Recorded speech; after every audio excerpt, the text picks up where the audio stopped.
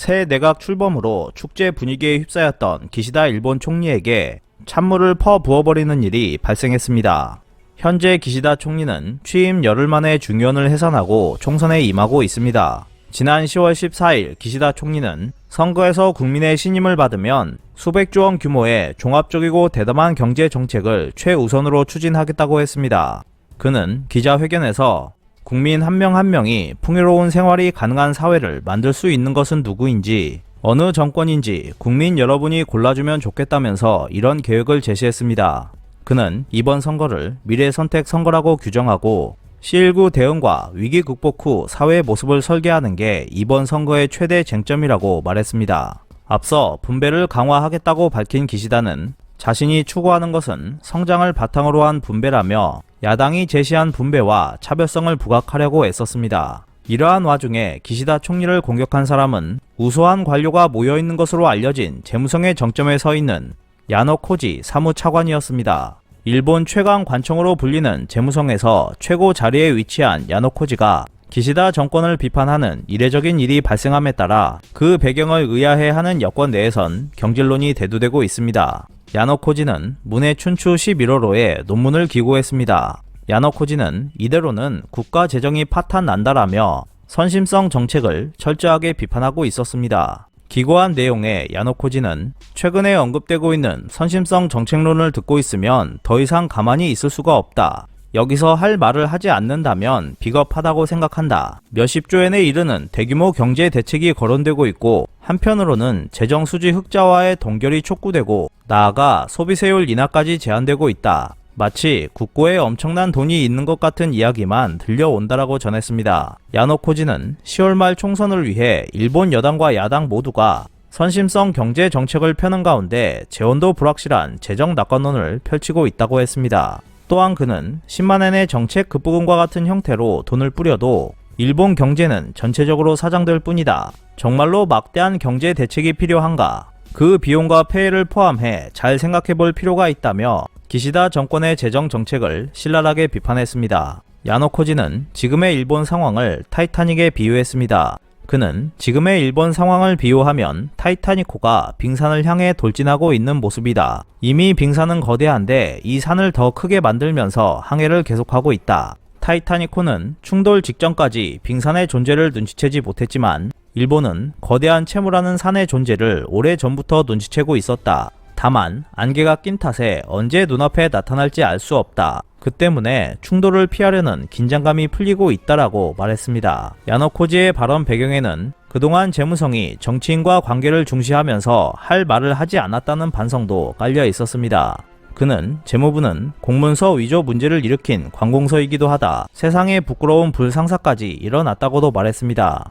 야노 코지는 9월 말 자민당 총재 선거에서 몇십조엔 규모의 경제 대책을 공약한 기시다 총리나 기초적 재정 수지의 흑자화 목표를 한시적으로 동결하겠다는 다카이치 사나의 정조 회장의 주장을 정면으로 반박했습니다. 이 때문에 10월 말에 중요한 선거를 앞두고 소비세율 인하 등을 공약하는 야당의 분노도 있었을 것입니다. 건전한 재정을 목표로 한다는 재무성의 최고 수장이 정치가들의 주장을 몰라서 그런 것은 아니겠지만 일본 여당과 야당이 입을 모으는 것은 하필 지금 왜? 라는 것이었습니다. 야노 코지는 일본 재무성 역사에서도 손꼽히는 재정 재건론자였습니다. 야노 코지는 스가 전 총리와 만나면서 공격적인 캐릭터로 변하기 시작했습니다. 2012년부터 3년간 그는 아베 정권에서 스가 장관의 비서관으로 지원했습니다. 장기 집권의 길을 걷는 가운데 권세를 휘두른 스가의 마음에 들면서 야노 코지의 권력은 유력 의원들보다 강해졌습니다. 야당이나 정치에 맞지 않는 여당 의원을 은밀하게 비판하는 일이 많아진 것도 이 시기부터였습니다.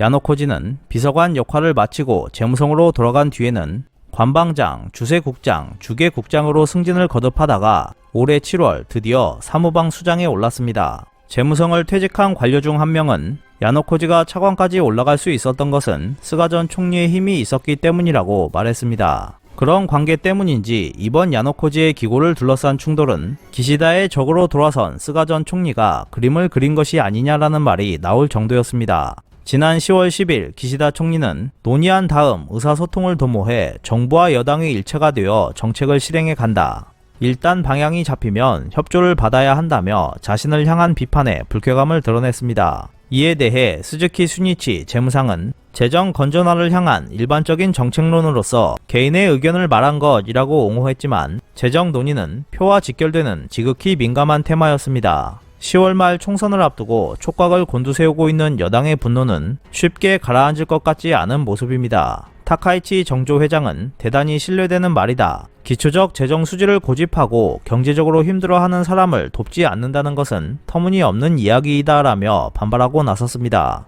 또한 자민당 관계자는 야노코지 차관으로서는 총선 전 단계가 아니면 여당과 야당에 쐐기를 박을 수 없다고 생각했을 것이다. 하지만 여당으로서는 선거 전에 이런 걸 내놓으면 정권 내 협치가 먹혀들지 않은 것 같다는 생각이 들었을 것이다. 화가 난 사람이 적지 않다고 말했습니다. 어느 강요 경험자는 야노코지가 던진 말에 이해를 나타내면서도 총선거 후에는 경질론이 강해질 것이라는 견해를 나타냈습니다. 총선 전 야노코지를 강하게 추궁하지 않는 것은 뜻에 맞지 않는 말을 하면 곧바로 경질하는 공포 정치라는 역풍을 두려워하기 때문이겠지만 자민당 내에서는 선거 후는 이미 재무선과 전쟁이다라는 목소리도 나오고 있습니다. 반면 일각에서는 여러가지 다른 해석도 나오고 있습니다.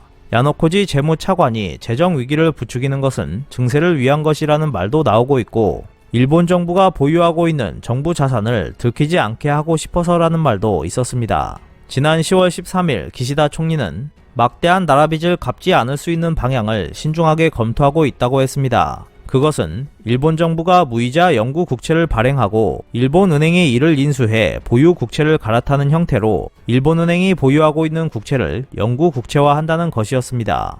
영구채는 만기가 정해져 있긴 하지만 발행한 곳의 선택에 따라 만기를 연장할 수 있기 때문에 원금을 상환하지 않고 일정 이자만을 영구적으로 지급할 수 있습니다. 일본 정부가 영구채를 무이자로 발행하면 이자도 지불할 필요가 없습니다. 이러한 주장은 40년짜리 초장기 국채 이율도 0.77% 정도 되기 때문에 다소 무리가 있긴 하지만 일본 정부가 일본은행에 떠넘길 작정으로 영구채를 무이자로 발행하면 이자도 지불할 필요가 없게 됩니다. 그래서 기시다 총리는 수백조 원 규모의 대담한 경제 정책을 최우선으로 추진하겠다고 말할 수 있었을 것입니다. 만약 기시다 정권이 야노코지의 재정 위기 경고를 무시하고 영구채 방식으로 막대한 돈을 찍어내게 된다면 일본의 신용도는 더욱더 추락하게 될 것이 분명합니다. 갈 때까지 가버린 일본의 재정 상황이 과연 어디까지 추락하게 될 것인지 관심있게 지켜봐야 할 것으로 보입니다.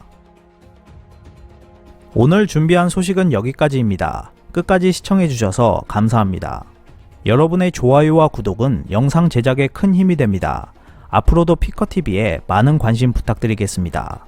오늘도 즐겁고 멋진 하루 보내세요. 다음 영상에서 뵙겠습니다.